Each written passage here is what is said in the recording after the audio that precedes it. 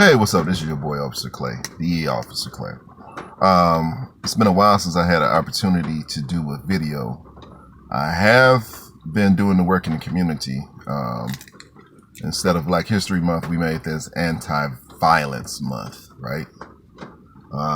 So we're highlighting people who are actually doing the work to truly solve the issues in our community. And all of those issues are related to, what am I always harping?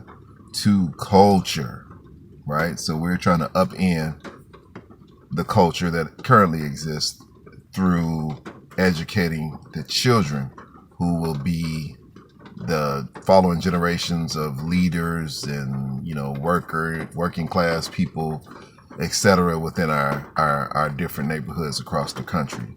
So we're trying to pound into them the importance of changing that culture. One thing I harped on in the last meeting that I had with a group of fifth graders was the ability to love and to take the uncomfortable aura that's associated with loving people. And I really kind of hammered that, to all of them, because you're losing that love, that mutual respect of human life in both our young men and our young women. So it's not something that, in years of old, it was 80-some%, high 80s%, or low 90s% all male.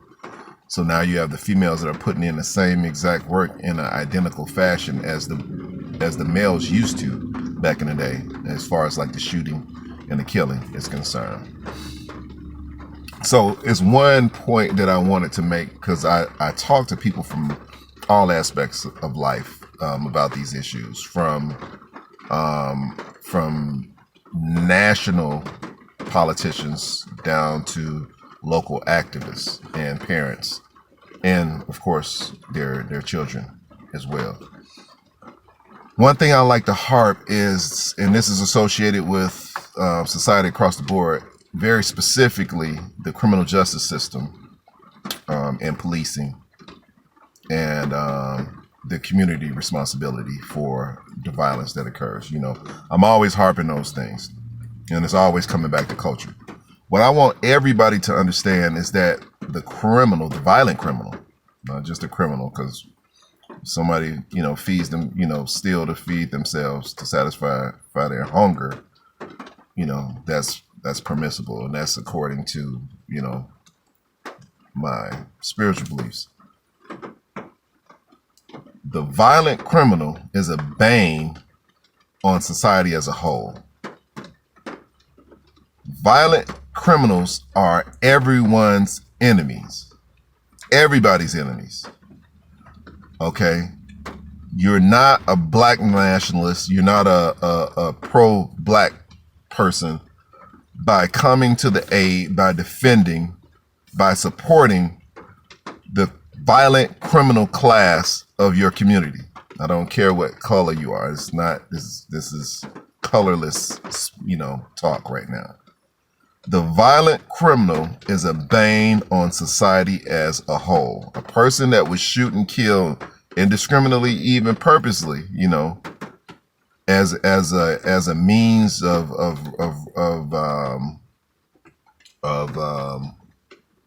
handling a dispute or what have you, which is most of the cases that we have as far as violent crime is concerned. It's like right now, it used to be, business related, gang related. Well, they killed my buddy over here, so we got to go back and kill as many of them as possible. And that just goes back and forth over the course of decades, right? Or you have the business aspect of it, where I'm selling crack cocaine or heroin over here, and you infringe on my territory.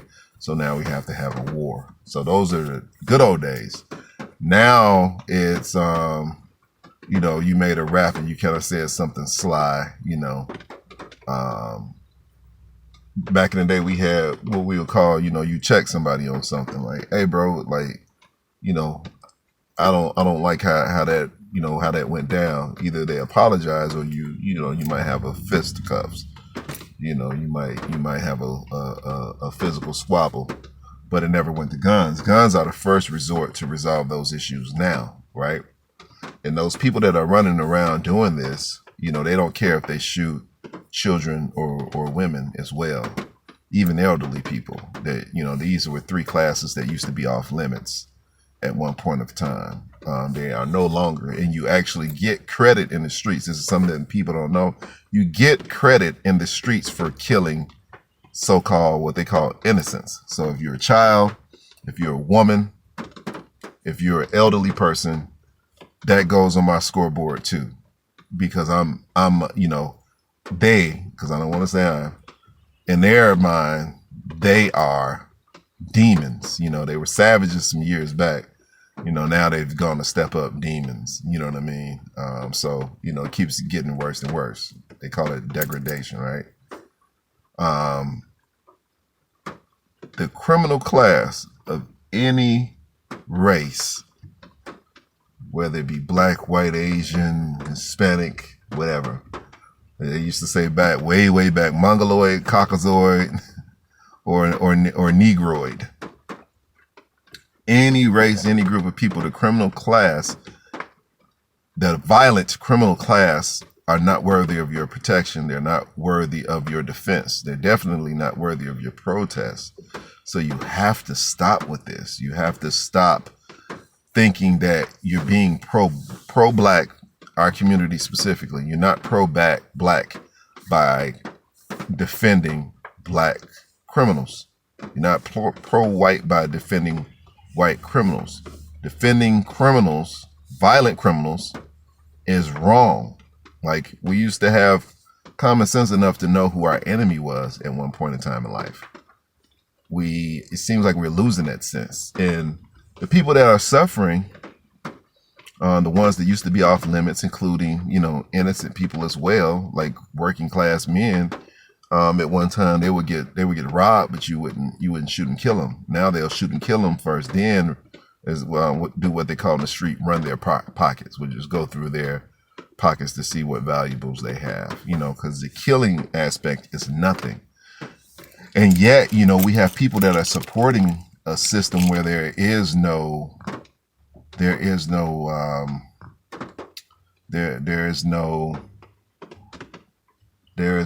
reward, whether you do good or bad. Like, you know, I'll reward you with this time in jail, or, you know, if you're good, I'll reward you with, you know, programs and jobs and things of that nature. So the people that are shooters and killers, they get in those programs before the good kids do.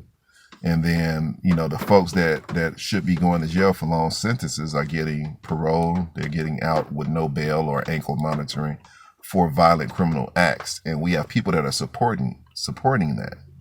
You're not pro-black, you're not pro-white, you're not, you know, pro-Hispanic, depending on what community you come from. If you're supporting things that puts your neighborhoods, your communities, your children, your wives, your mothers, your sons in danger. The criminal class kill indiscriminately. You know, the experiences, the culture, traumatic incidents in their lives, those things lead to almost like a devoid of this kind of sense of, you know, we're all living souls. You know, that part that makes good people consider doing acts, you know, to other folks that could be harmful.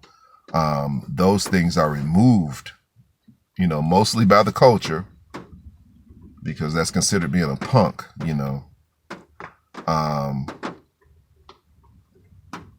But also by experiences in life and by traumatic incidents or what have you. They could be devoid of that part of mankind that says that's a living soul, that's a person, I don't want to hurt them, you know. Something that used to be pretty common across the board. We're not in that era anymore. You know, that time and period is gone. And what it's going to take, and this is something that I harp all the time, is a cultural revolution. It's going to take a cultural revolution. It's going to have to start with the children, the people who are going to be the next generation. It would be best if we didn't even allow them to get to that point and period in time in life.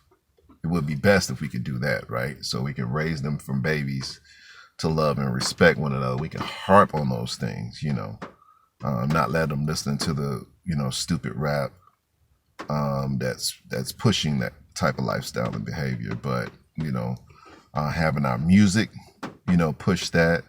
Me being a 70s baby, I grew up on the ballads and the funk music, and they were talking about loving on a woman. You know what I mean? Making a family, things of that nature. It's influential. So, we changed that physical, mental, spiritual diet of an entire generation, and then we weeded out over time, because they learned the values that we didn't have. We don't make them what they call in the hood punks, to the fact that they can't defend themselves or protect themselves or their families, but at the same time, we teach them that these things are a last resort, not a first. That can be done. And then, within 20, 30 years, we'll have a whole new society. And every individual community that has these issues can do it. It's not something that's impossible. A lot of people want to ban drill music, want to ban these type of things. If you raise the children with the love, with the respect, if you create that type of environment in that household, in that relationship with them, whereby they become loving, nurturing, caring, they value stuff like intellect, knowledge, education, self-respect, respect of others, etc., etc. If they have those values, they won't even choose drill. They choose the music because that mirrors their lifestyle. I chose to listen to, NWA as a kid because that's what I saw in the streets. It wasn't because I don't have those experiences, but I'm just drawn to it. That wasn't the case. I chose to listen to Spice One tell the stories of the street, like Welcome to the Ghetto, because I lived in one, and I witnessed murder. I witnessed the carnage, the effects of drugs on communities, other different programs over the course of time, once I was able to research and really pay attention to things. And I've had a significant amount of data mentally, that I could sort through and judge situations by. And I see the damage that all of these things have done. But I chose to listen to that because that told the story of what I saw, and he said it so eloquently. I chose to listen to MC8 because he did the same. He talked about things that I saw daily, and he did it in an eloquent manner, right? I chose to listen to Slick Rick children's story, Hey Young World, because I wanted to make a difference.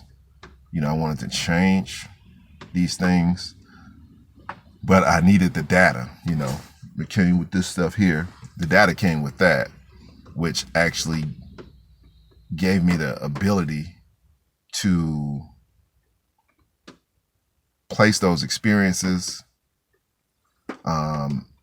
those observations into, a catalog where I can look at it and say, okay, this was the cause of that. Being able to watch, a child go from 5 to 15 and get killed in the street, when I saw the setup from the beginning, that the family, the position that they put him in, what they taught him, the values that they passed down to him, all things that were skewed, and placed them in a position where they saw the world in that same skewed manner. And they looked at violence as the solution to their issues as well. I mean, that stuff is passed down. The kids are set up from the beginning, being punched in the chest, being told, you're a punk, you can't cry, never hearing the words, I love you, never, not giving hugs and kisses and things like that because it's weak, not seeing their parents reading and learning new things. I teach my kids the love of history, the love and understanding of music, um, the love and understanding of love itself. This is a long video. I meant to be for like 5 minutes. But all of those things collectively creates these well-rounded young adults who